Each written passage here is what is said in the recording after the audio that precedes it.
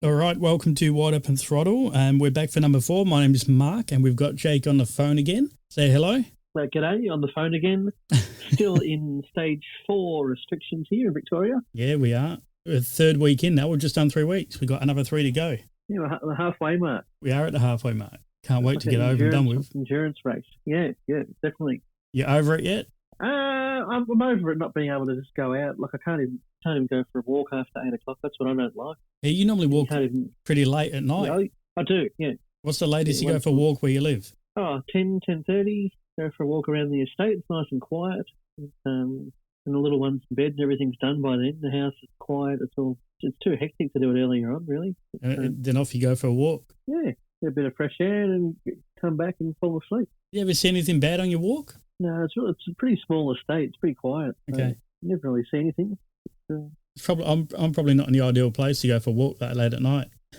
A bit more action. Yeah, there's definitely people out and about. Probably not the good time, but the type of people you want to walk into. It's the dogs that scare me half the time. You know, you're walking down the road, you're trying to be cool. Oh, I get that. And then a dog starts barking from behind the fence right at your feet.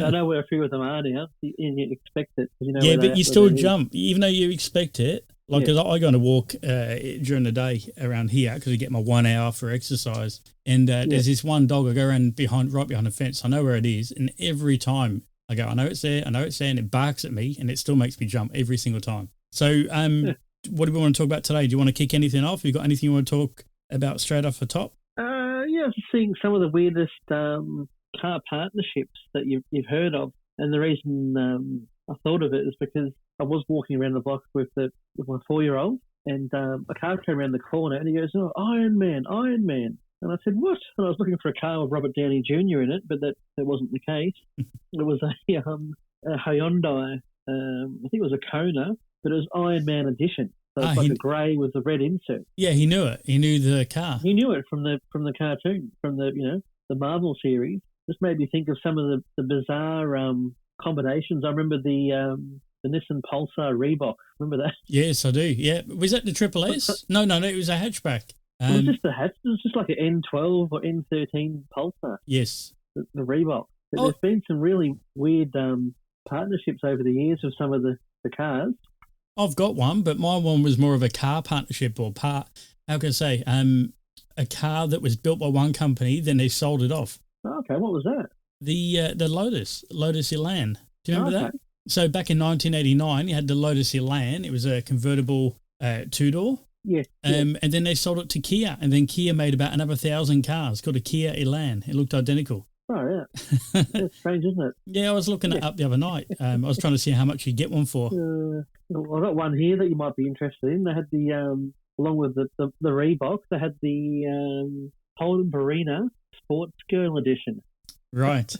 Nice fancy Sports Girl Edition. Was that the clothing company? Yeah. It's like an activewear or clothing company, and it was like a 92 model Barina. There's a sticker on the back, the Sports Girl, and there's like a yellow, green, blue, and pink lady on the logo, like huge logos. Yeah, I vaguely remember it. Yeah, and there's been some weird. Like, how's that going to sell cars? But it's weird, isn't it, how you get stuff like that? I mean, they did the Olympic edition cars in 2000 with Holden, but that was really to celebrate the Olympics.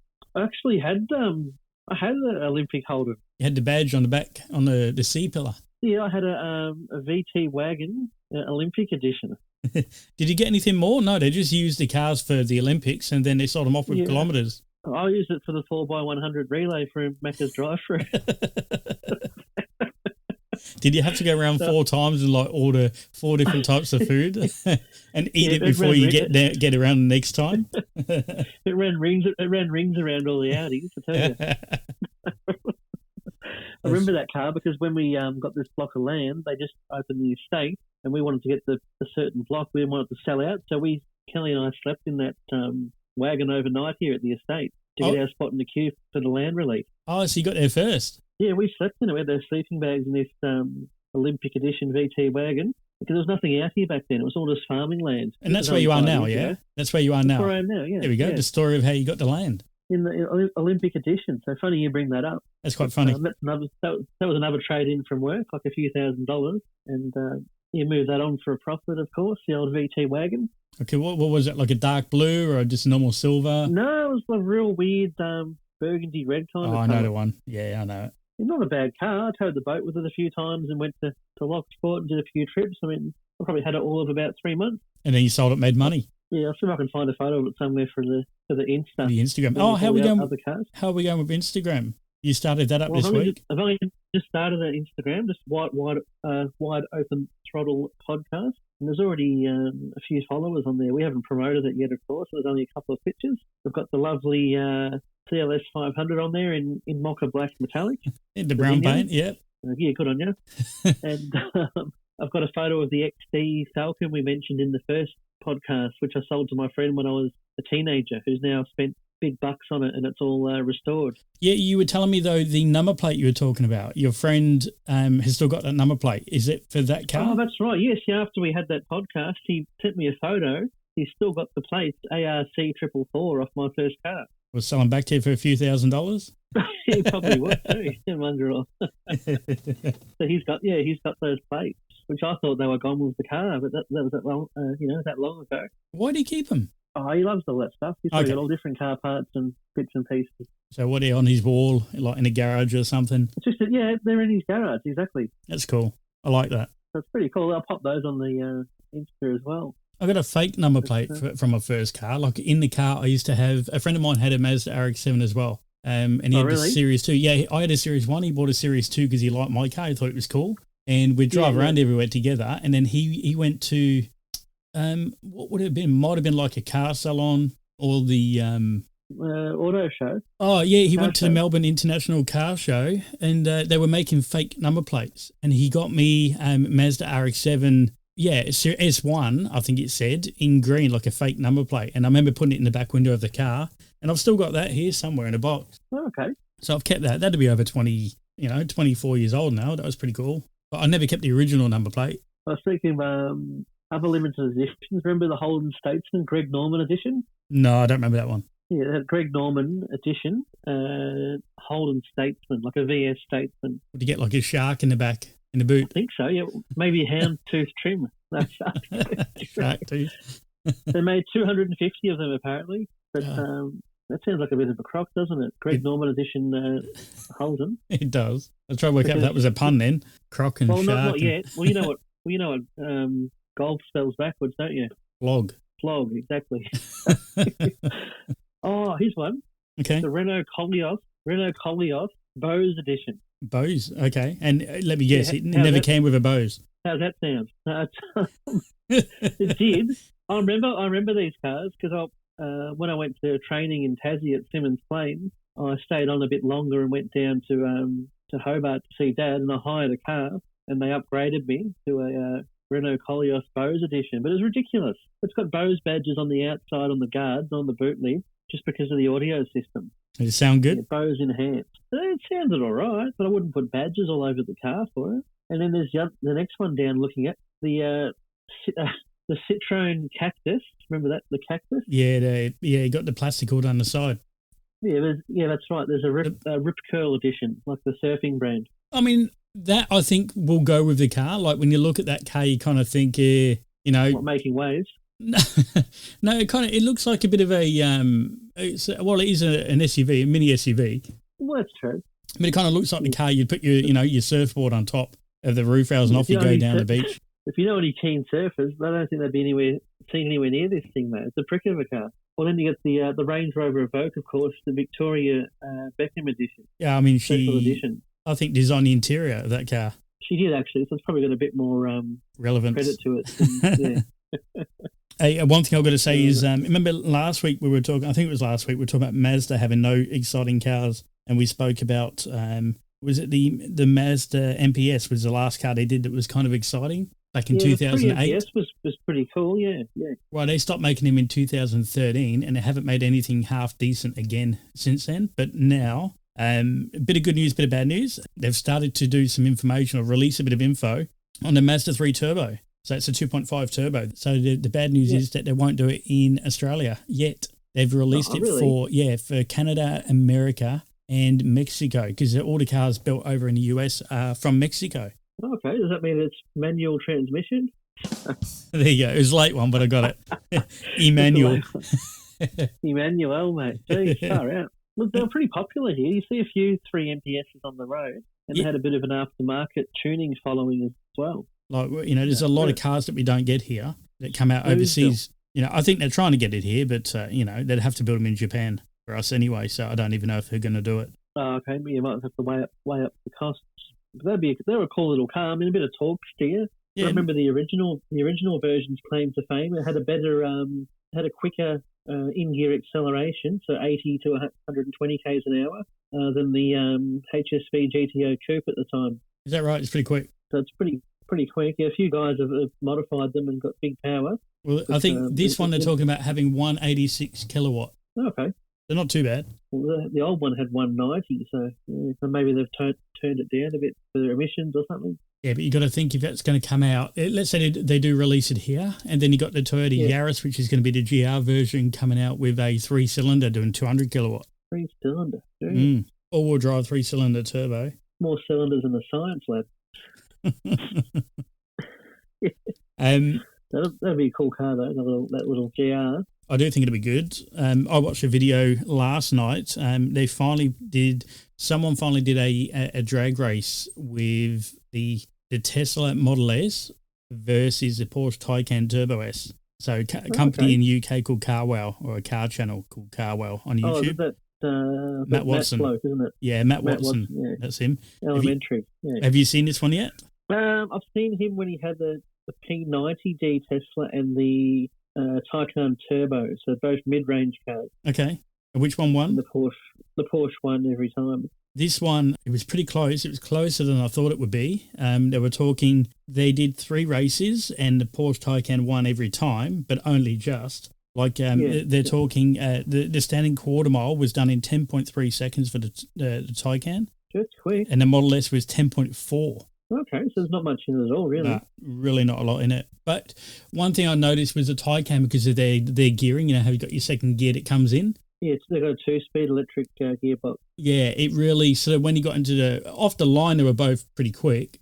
Yeah. But when you got, up to your quarter, just before your quarter mile, the Taycan started to really take off. Okay, well, I wonder which version they're using, because if that's the MY20, I just read last week they've introduced the MY21 version of the Taycan Turbo S. Yeah. So that'll be from probably September production on. It's another 0.2 seconds quicker than the current one, apparently.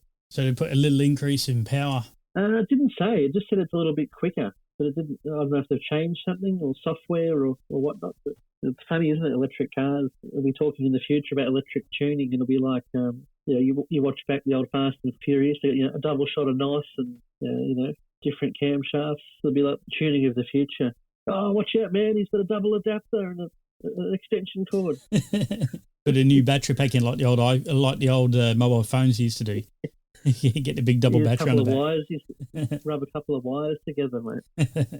We were talking about before manufacturers. They're in the news. Mercedes-Benz are in the news at the moment.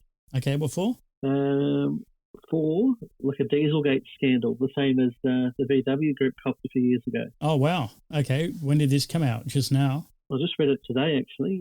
$4 billion worth of fines. So it's a pretty big scandal, but I just don't think it's going to get the kind of press and the kind of heat that VW got on them. I mean, everyone, even people that weren't into cars, knew about the Dieselgate, but it seems everyone was doing it. It's just who was going to get caught first doing it, I guess. Who was going to get caught? That's basically where they cheated the software. So when the car was on the dyno in testing mode, it cut back the fuel maps so the car looked nice and clean. And then once the car was out on the road, it changed software and gave it a bit of a boost, but obviously the emissions were up a lot more than they said it was. Was that something that was programmed into it? Like it knew when it was being tested based on the criteria they use? It knew when it was on the dyno, and it had, I think, for instance, steering angle sensor. It knew that the steering wasn't being activated, so it knew by the steering angle sensor it wasn't in the real world driving conditions. So it cut back to econo mode, and they go, oh gee, this car's clean. And that's how they got busted. The university that was testing the cars, grab one of the V-dubs because they go, this car is such a clean diesel. We want to see how they do it. This is amazing. And then they go, hang on a minute. If it sounds too good to be true, it is. So they caught him fair and square. Someone got arrested for it. I remember hearing about that. Someone at the top. Quite a few people now. Quite a few people have been have done time over it. Now Merck's right in the spotlight. Okay. 250,000 cars in the US alone have been caught. Where'd you read this? I haven't seen this. I just read it before on. A colleague sent it to me. Old man sent it to me before. Oh, did he? So he'd be loving that, wouldn't he? Yeah, he'd be loving it. He'd be like, oh, look, they're doing it too. Yeah, I had a quick look, and yeah, sure enough, they are. So they might make a movie about all this in a few years' time, and I think they'll probably get Tom Cruise to do it. Because of his last name? No.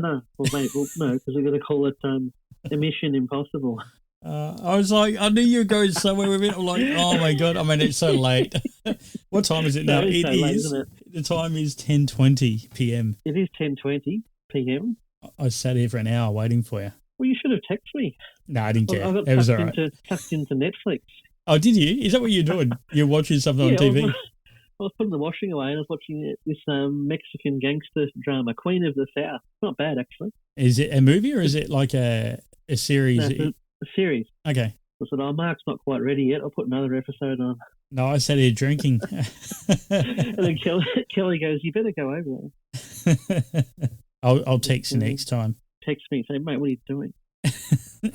I've got a good idea I want to do when we sort of get out of lockdown, or if it's something we can do in lockdown. Yeah. Now you've done a bit of racing on a racetrack. I've done none. Yeah. And Phillip Island is probably the track that you've done most of your racing on. Yeah, that and Sandown. Okay. Well, I tell you where I'm going with this. I want to do a competition between you and me. Your fastest time on a racetrack on like Phillip Island, and I'll find a way of doing it online. Okay. And we'll race, because I've never raced. I'd be easier to do it in sort of a computer simulator. So I was trying to think iRacing is an online sim racing website where you can join. If you've got a fast computer, you can join and race. I thought you pick a car like a Porsche Cayman. Okay, you pick a Cayman. Yeah, and then you do a real life drive around the track. I mean, you've got some times already you can use, like your quickest time versus my quickest time, and I'll do the computer game. See how realistic it is. Yeah, I did my quickest time. I did in the Cayman GT4. What was that in? 1 minute 48. 1:48. So the idea would be for me to use a GT4 in game, and see if I can do a time quicker than you, and see how realistic it is. See if someone like me who can go from no racing. It's a bit of a challenge. Yeah, get all over that. Except the difference will be you use a GT4 manual road car.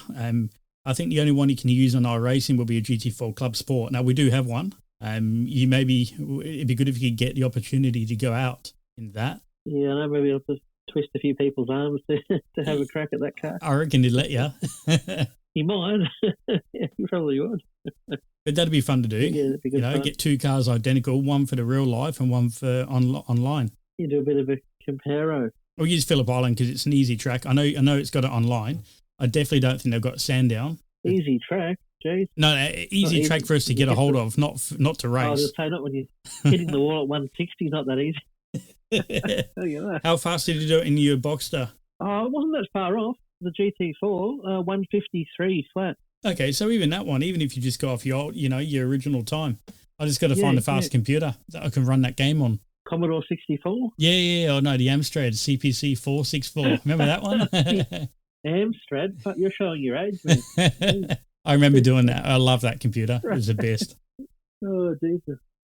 Actually, they're talking about releasing a new Atari. A new Atari? A new Atari to take on PlayStation and Xbox. They've gone, okay, we're going to do a new Atari. It must be a fair update on the old one.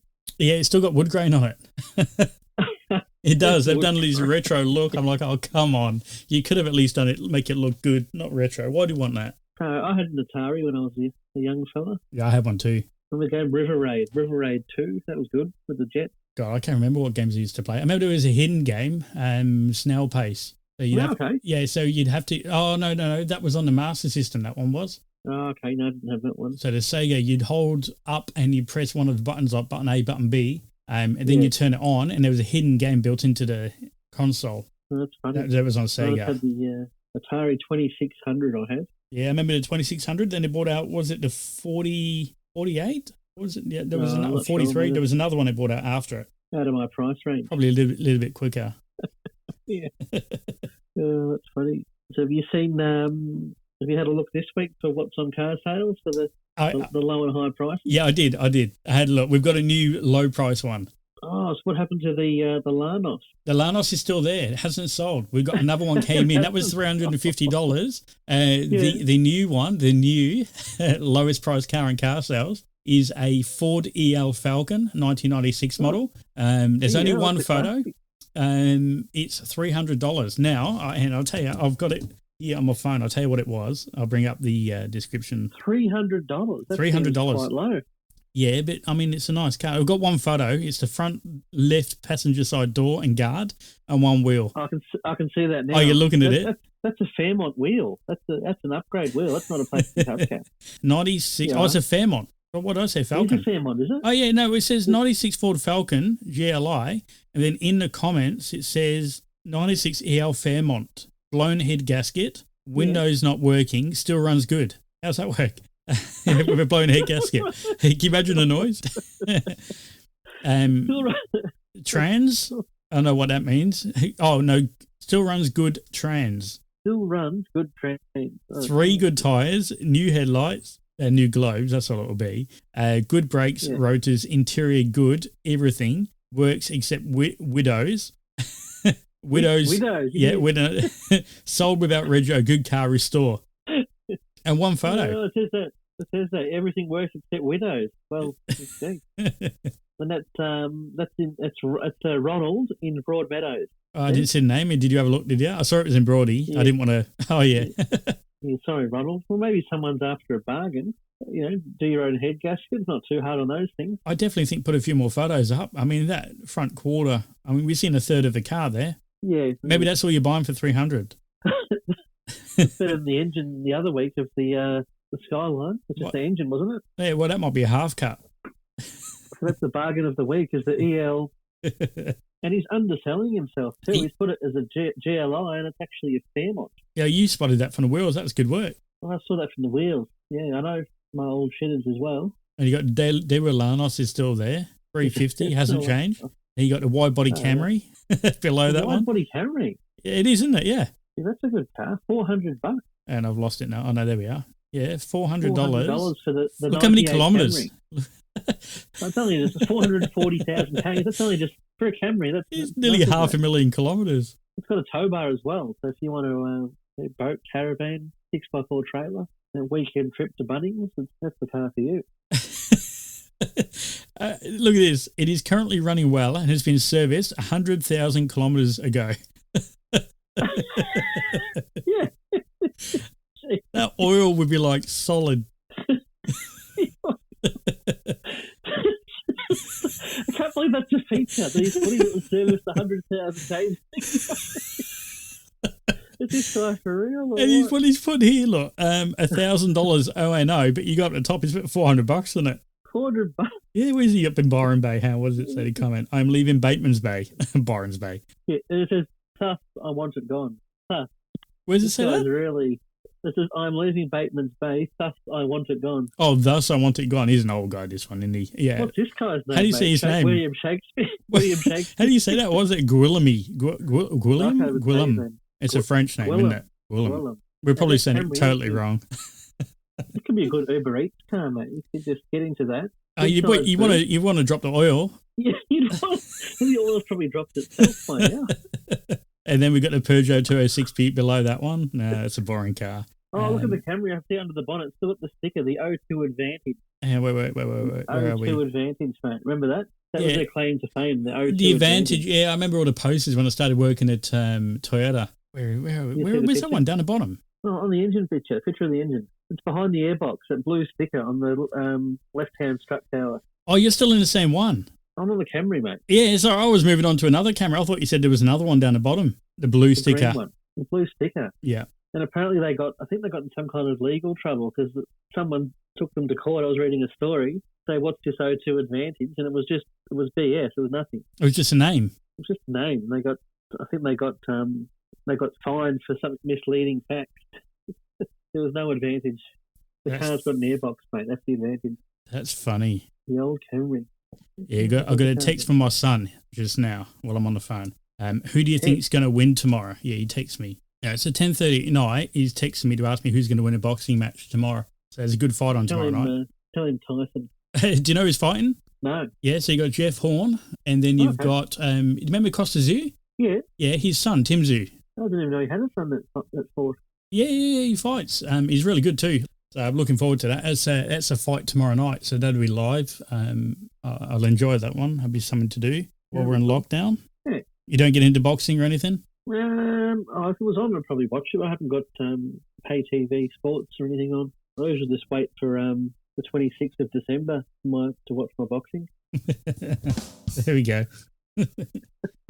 No, you were talking about there's a release of a new car coming out soon? There is a release of a new car, the Porsche Panamera. Gone to get some plastic surgery done, so it's getting a facelift, and Porsche will be revealing that car tomorrow night, local time. So what time tomorrow night? I might watch it.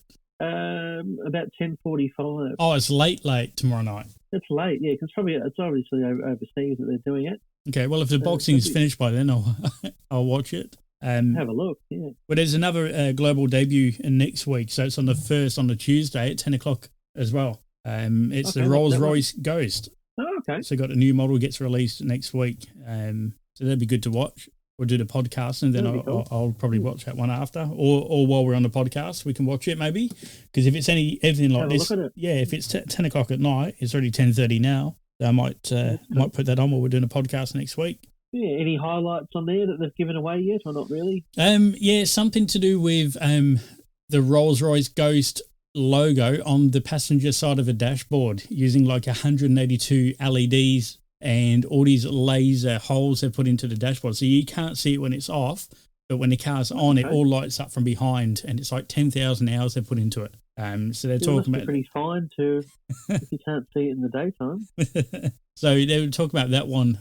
That's really all I've seen of it at the moment. But I will watch it next week. I think it'll be good. That'd be cool. Be interested to see what they do with the Panamera. If it's just the facelift, I can't imagine it being big visual differences. But the engine on the top level, the Turbo Air, they've widened that up from 680 to 700 horsepower. And that'll be the car they use for the fastest lap we were talking about last week. Yes, that's right. Yeah, the fastest lap for the 4-door. So in the photos or the video that you saw, could you see a picture of the car? Like you didn't notice any difference on it? No, it was an in-car. Oh, okay. There's no outside photos of it? No. All right. What would you recommend for, okay, my son, we know about it. My son's turning 18 next year, so around May, and we're talking tonight about first car. Like he wants to buy his first car, save up for it.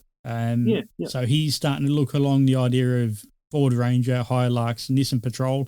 I think a friend of his just bought a Nissan Patrol. Okay, yeah. So he just bought one of those, and my son kind of thinks that's a good idea. I said to him, go maybe a Ford Ranger, be better value than a Hilux. For the same money, I think so, yeah. Hilux is going to have a lot more kilometres. You're going to get a real dunga, real sort of beat up one. Yeah, they hold their price too well. Yeah, exactly right. Whereas I was thinking the Ford Ranger would be a better car. But what do you recommend for a first car nowadays?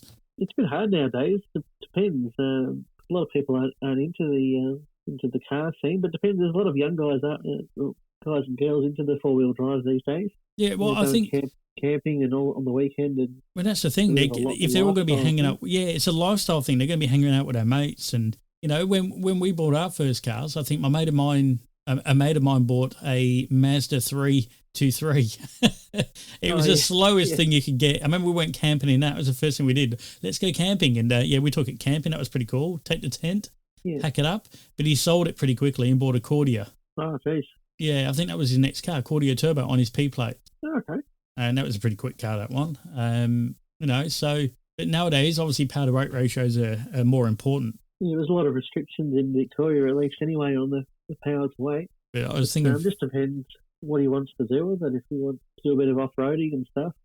Yeah, he's saying that. He's saying he wants a bigger car, I think, because I was like, get yourself a BRZ or a GT86 or something like that of car. But no, he doesn't want one. He wants to go more, sort of forward drive. I think because his mate did. That's what he's saying he wants to do as well. So, so he reckons he'll spend 15 grand.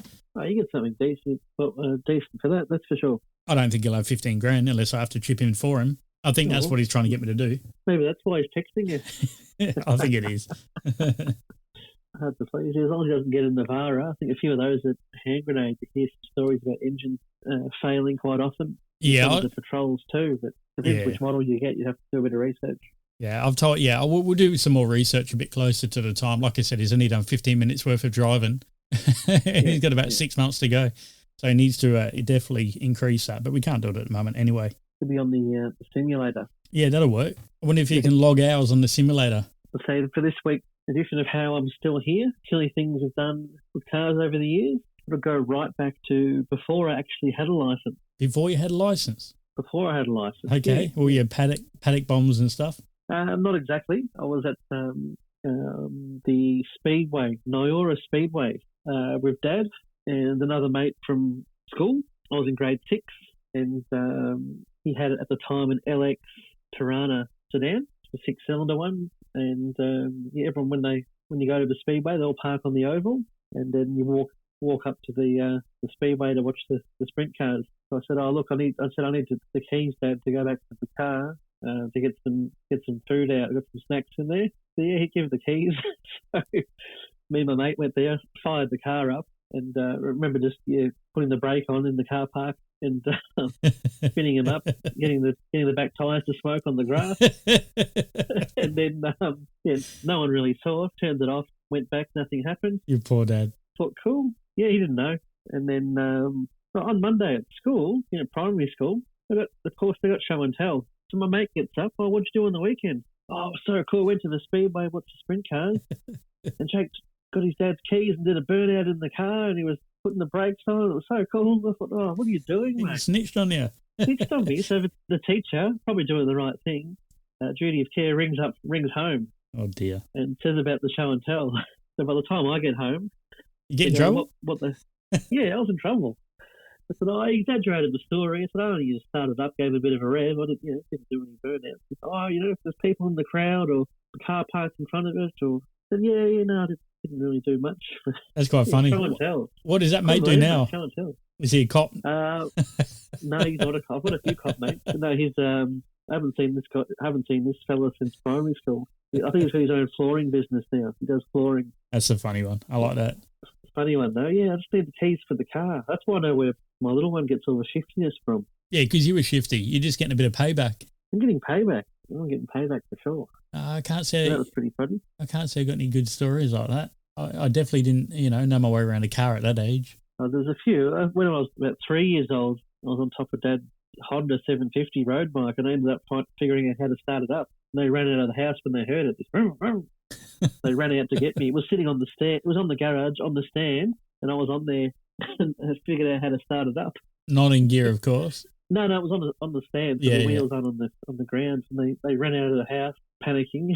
The motorbike had fired up. It was, I've always anything to do with engines or cars or mobility or petrol. I'm there from day one. So yeah, it's funny. No, I think the first time I drove was 17.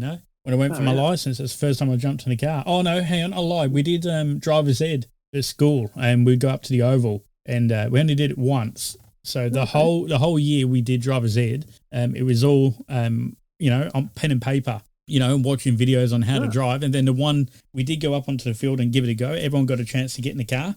And I think I bunny hopped. That's pretty cool. We meant to go around the cones. And I reckon I bunny hopped straight to about 10 of them. That was about my only experience before I actually drove a car. So it scared the living daylights out of me. Far out. That's funny. I let my daughter drive the other day. Did I tell you that? No. So we probably shouldn't have, being 12 years old. So we were up the factory, and it's all like it's a private road, so there's no main road. She goes, "Oh, can I have a go? Can I jump in and drive?" I'm like, "Yeah, all right, give it a go." So I made her go around in circles. Yeah, give it a go. Like, I was sitting in the car with her. Yeah. But she did all right. I was quite surprised. That's good. So her steering was okay, on point. She wasn't oversteering or anything. That's all. I'll get a bit used to it before. You probably have more experience than your son now. They've both got the same amount of time. Both got about 15 minutes time behind the wheel. He wasn't happy with it. Oh, was he there? Was he? Yeah, he was there. He was like, "Oh, can I let him do it first?" And then with all this, "Can I have a go?" I go, "Yeah." He's like, "Dad, you can't do that." He goes, "You shouldn't do it." Oh, yeah. Because you get in trouble. An interesting car of the week on car sales. Oh, yes. So last week we had the old Commodore with 66,000 Ks. Remember the VC Commodore? Yes. This week a bit different. I found a car that's pretty good value. I found a lot of the modern Japanese cars have been going up in value lately. So your Skylines, your Sylvias, your 200SX. Yeah. Anything with GTR, when that ship sailed, they've gone up hugely in price. But even a clean R32 Skyline, you're looking at low to mid 30s just for a 2-litre turbo version. 2.5T. Oh, they were a 2-litre, the R32. It was an RB20. It was, yes, you're right. I was thinking R33. Yeah, what's the next one? R33 was a little bit unloved. It's still a really good car. A lot of people went for the R34 or the R32, but the R33 got a little bit left out, but they've gone up in price too. So a lot of those are high 20s to low 30s just for a GTST. And most of them have been heavily modified, different colour panels and big wings and all this crap. But have found one here out of the blue. It's in Queensland on car sales. Gunmetal grey, and it's all pretty clean and original. No different wings, none of that stuff. Standard wheels. Only done 139,000 K. Yeah. And he's asking a pretty reasonable 23,000 for it. What's wrong with it? No, nothing. It's got a little scratch on the rear bar, but that's good value. That won't hang around long. So a genuine car. There's nothing bad with it. It's just a genuine car. It's a genuine car. Okay. Catback exhaust, a boost controller, and a few little bits and pieces. But under the hood, all stock standard. Like even all the headlight lenses are clear. He's had ceramic coating done on the paintwork. Engine bay is really clean. First complied 1999. All the four-wheel steering system's still on there. Tidy interior. It's got one aftermarket gauge, a small gauge. A really tidy car. Like that won't hang around long. And what got a really cool a retro factory option. Pretty cool. It's got a factory humidifier on the roof. A what? A humidifier for the interior, for the temperature. Okay. So they had some weird and wacky options with the Japanese in the 90s. A dehumidifier. A dehumidifier. Yeah. Okay. So you just pour. Okay, I see. Yeah. On the roof. I've never seen that before. Would it be in the middle? It's in the middle, just behind the sunroof. But it looks like a pretty good buy. You have a look at that. Yeah. What would the nearest car to that one be in price? R33. I think there's one for 29, and there's a couple around that. There's a couple of really roughies. There's one for 18, and it looks really rough. Different wheels and all, different tacky accessories, and doesn't look looked after at all. It's amazing the prices that they go for, isn't it? Like, obviously, people are still wanting them. Yeah, for this one here, for 23, I mean, you can pick it up for probably 21, and you can't see you hang on to that for 6 months, put it back up to fix a few minor scratches. You pop it up in 6 months' time for 30, you probably get close to it. So. Yeah, I wouldn't mind looking for. I haven't looked on them yet for a while, but was it the Pulsar GTIR? Remember Baby Godzilla? Remember those? That'd be those little devils. Yeah, that'd be a cool car to have now. I haven't seen one of those for years. And years. It had the old cheese grater on the bonnet. Yeah, that's right. Yeah, they're a pretty cool car. Yeah, I remember every mod that anyone in a Pulsar used to do. In the Triple S, or was it Triple S? The Pulsar, the hatchback. Everyone would put that bonnet on the car. GTIR. There's only one in the country. Was it black? Of course. It's black. They're all black. No, I've seen burgundy one. Have you? Yeah, burgundy or white. Burgundy, white, black. That's not bad. 22 grand. Was that like a 93 model or something? It is 93 model. Yeah, in 14. That'd be a cool car. 23. You see, they've been around that price range, I reckon, for 20 years. Oh, really? Yeah, I just remember always looking at one. They're always around the 20K mark. Yeah. But they haven't really climbed up a lot, have they? I haven't, no. They're all-wheel drive. Yeah, they were great cars. They were quick. Is that an SR20, is it? Yeah, it must be. I think so. It's a little top-mount intercooler on it. That's pretty cool. Not immaculate, but it's pretty tidy. It'd definitely be a car to keep for the future, I think. Oh, hang on. Here we go. It's hail damage. Yeah, it just sounded cheap, you know? Yeah, that's what I thought with the Ks and how rare it is. That is a bit cheap. Because I remember looking for one years ago, and I still remember like 20K was the price. I remember at the time it was a bit much, a bit more than what I wanted to spend. Apart from that, the only other cool car I've seen this week on car sales is a Toyota 86 GTS. Okay, so the high version, yeah. higher version. So the pearl white, it's got like those Subaru STI kind of wheels, those fin, multi-spoke fin wheels, those grey ones. Yeah, a manual. Manual, 130 k's on the clock. He's asking 25, but it's got a Sprintex supercharger kit with that 300 horsepower at the rear wheels. 300 horsepower. So that's what, 200 kilowatts, give or take. About 200, just over 200 kilowatts at the wheels. Yeah. That's really good. That'd be quick. It's pretty tidy. It's got a racing seat in there, upgraded sway bars, a few other bits and pieces. So if he's asking 25, it wouldn't be a bad little track car.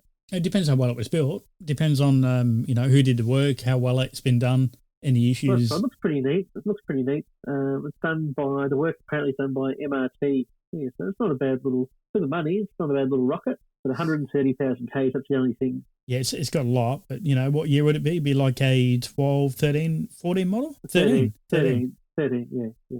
I told people that it would go. A 944 F2, 3 litre. Yeah. I've been watching it because I sold mine for 30 grand about 3 years ago, and they're all well over 30 grand. And this one looked really clean, white, Australian delivered, original.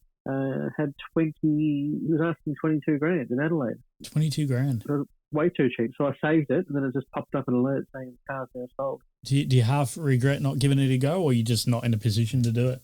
I'm not really. The lockdown, getting it into state, and then find out there's a problem with it, and you got to spend money on it. Well, that's true. Yeah, you can't really inspect it either, too. So it's a good price, even if it needed a few dollars. It's still cheap. What else have you been looking at on car sales? I'm looking at 86s. There's a couple of good deals. The best value one of those, a lady in Sydney, the 13 model GT manual in white, asking 16.9. Okay, it's good value for money, isn't it? They were like mid-30s, if I remember right. Mid-30s for those. Yeah, well, she's only done 55,000 Ks, and all the other ones the same price, done over 100,000. Some young guy's going to buy it and then turn it into a track weapon. Yeah, she's still got the fuel economy stickers on the window. You know those stickers? Yeah, we weren't allowed to take them off at the time. Why not? I think you had to leave it on there for the customer to take off. It's a good value, though. It's just a tidy... You pick it up for 16, and then you put a turbo kit for 25 grand. You'd have a set of R-Specs, turbo kit, coilovers, ready to go, ready to rock and roll. It'd be a bloody good car to buy, wouldn't it? Would be, yeah. Like I said last time, we spoke a few weeks on a couple of podcasts ago. Mighty Car Mods, you don't watch them, do you? I haven't got time to watch anything, mate. Usually too busy. No, but on YouTube, if you're gonna, go listen to that tonight, you should go. Yeah, they're doing a build on a BRZ at the moment. Oh, okay. Yep. So they did one yesterday where they put a new clutch in there, and then they're doing a turbocharger kit for it in the next couple of weeks. I'll check that out. It's really good, really interesting to watch. They've done an exhaust on it. They've done the sway bars front and back. They've done different wheels. Wider wheels. Different tires. So they track it up against an STI. Oh, okay. So one of them bought an STI for like 60 grand, and the other one bought a BRZ, and then they've put them up together, and they've done a race around the track, and the loser got to win $5,000 to spend on their car to make mods to make it quicker. Then they're going to go back to the racetrack. So it's really interesting to watch it. That's cool. Yeah, that's what I thought. So you want to go back to the start of that. It's only a few weeks old now. They've resprayed. They bought a 2-door STI. And they resprayed it and everything. New bottom end. So as I say, new bottom end, new running gear. So different, a newer STI gearbox and running gear and brakes and wheels. There's quite a few heavily modified Subarus on car sales. What do you got? Well, these guys must have spent absolute bucket loads of money on these cars. But the blocks are being short peened and machined and different rods, different cranks, and 320 kilowatts at all wheels. They're only asking, 20, 25 grand for these cars. But I was thinking how reliable is it going to be on the track after a few sessions? You'd hate for something to hand grenade on it. And what models are they? Oh, like, 03 to 06 kind of model. So just WRXs, not STI? Not STI, no, just WRXs like G3 and all the other. Good cars, man. Like 06, something like that. Would be perfect. Yeah. There's a black one that looks good. It's a bit of a sleeper. No wings or anything, just a black hatchback one. Yeah. And it was about 320 kilowatts at the wheel. Wow. That'd be a bit of a weapon. It would be. With different turbos, different intercoolers, different tuning. It's had the engine out, it's had the block done, it's had everything done to it. Yeah, good luck fixing it though. If something goes wrong, you got to try and decipher what's going on inside the motor to be able to buy new parts for it. Exactly. You need to know exactly what's done and I think it's just a bit too much of a headache. You're not going to have, I mean, it's going to be quicker, but the fun factor behind the wheel is probably still not going to be any more than the 8060s. If I get one, it'd be worthwhile getting one standard and doing your sand down to Phillip Island, or getting the times, and then doing like your R specs and doing the times and doing the suspension, doing the times, just see what each mod gets you. That's a good video. That'd be a good video for YouTube too. Yeah, we can put it on the channel if you can do that. Mm-hmm. Yeah, it'd be good to start off dead standard, so you've got a base to work with. And just mark the times every time you sort of do a mod and see if it worked well or if it didn't work as good as you thought. Well, that's true. There's a lot of people in other brands, high-end brands, that do mods and that seem to make it worse. I know I've heard of it so many times. Yeah, put in exhaust and air filter or air pod. Yeah. And then you got less power than you had before you started. Yeah, that's why when I had that Boxster, I only did the tyres. I didn't do any mod. And there were guys there with GT4s and that doing exhaust, aftermarket wings, different front diffusers, and they were getting worse times than they had before, and they couldn't work out why. Of course, know what they're doing. They're spending millions of dollars on R&D, and you're a wing from Autobahn. It's not going to make it better. When you go fast wing that I bought. Oh, mate. Some of the things you see, you end up scratching your head, but anyway. Oh, what were some of the stupidest things you saw on a track? I did see a GT4 with an Autobahn rear wing on it. From Autobahn? Rear wing on it, yeah. Why would you do that? The guy told me. He wanted downforce, and it put that much pressure on the rear, it took weight off the front, and was understeering on all the corners. He was getting worse times than he was before. Yeah, so I was heaps quicker at Phillip Island in my old 2.7. The guy, but he wasn't happy. He goes, how the hell does the old 2.7 beat a GT4? I told him, I said use 18-inch wheels and tyres with Advan 050 R-Spec. Yeah. And he bought 20-inch aftermarket wheels with Crofio R road tyres. Spent like $3,000 on it. They were terrible. And then 6 months later, he goes, you were right. I put the Advans on. He picked up 4 or 5 seconds a lap. That's a bit of a funny mod. Why would you think, a spoiler from Autobahn would be better than the factory one that they put on? Maybe you wanted the best dressed car in town. Nice late one for you. I should have said spoiler alert, shouldn't I? Well, if you want to follow us on Twitter. Feel free to listen, wherever you're listening to us, feel free to click subscribe or, click follow so that you can get notification next time we put a podcast out. We're trying to do it for one a week. Yeah, thanks for listening, and it's been great. That's right. Yeah, if you had any feedback on topics or even track cars of interest and things like that, drop us an email at wideopenthrottlepodcast@gmail.com. All good. I'll see you next Thursday.